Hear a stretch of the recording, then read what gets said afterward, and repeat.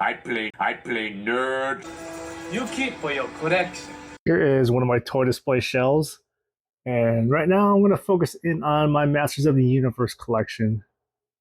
Starting off in the back, we got He-Man and Skeletor from the New Adventures of He-Man cartoon series that came out in 1990. So about 4 or 5 years after the Masters of the Universe original series ended. We have He-Man and we have Skeletor in their new redesigns. He-Man's got a ponytail for some reason and blue pants, and for another reason his sword turns neon green. And Skeletor's redesign gives him some techno-organic feel to it.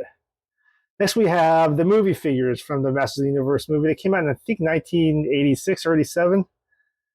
Skeletor looks absolutely fantastic. That looks exactly like he did in the movies.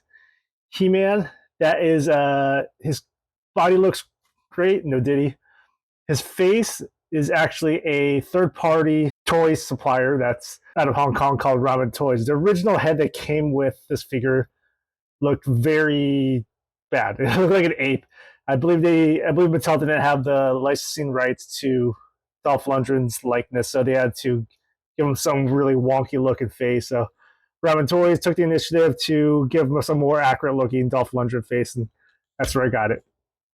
Then we have the Masters of the Universe Revelation series on Netflix that was kind of spearheaded by Kevin Smith. So we have He-Man, we have Prince Adam, and we have Skeletor. Typically, I like to pose my He-Man figures in a transformation pose. So you see him raising his sword.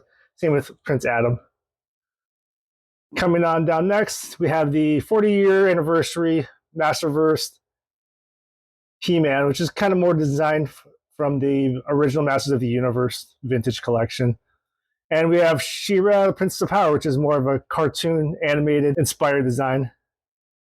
This is actually both these are both probably some of my favorite figures. Next we have Thunder Punch He-Man. No, I'm sorry, not Thunder Punch He-Man. This is Flying Fist He-Man. He doesn't have his bolo, but I like to pose him with his sword, and he looks great with his vac metal.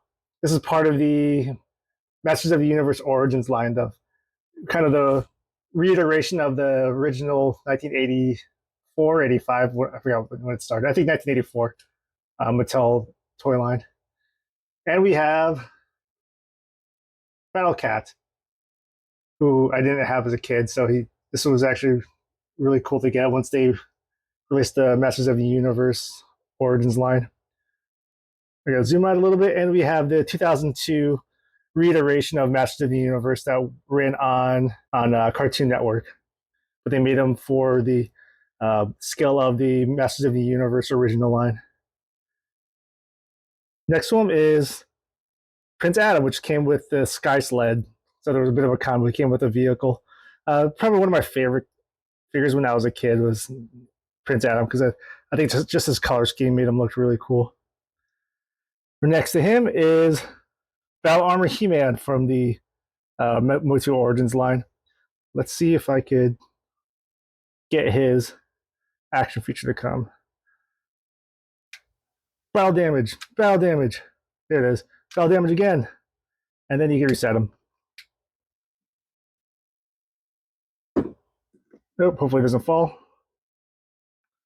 Right next to him is Thunder Punch He-Man. This one has the action figure not built into this line just because of the cost. The production costs were too high. This is another great looking He-Man figure. This is the original He-Man, or a replica of the original He-Man for the Masters of the Universe Origins collection. Next to him is a replica of the She-Ra Princess of Power from the 80s. A figure I never had as a child. And right next to them is another 2002 Masters of the Universe Cartoon Network design. This He-Man is he's wearing a costume that he uses when he fights the Snake Men.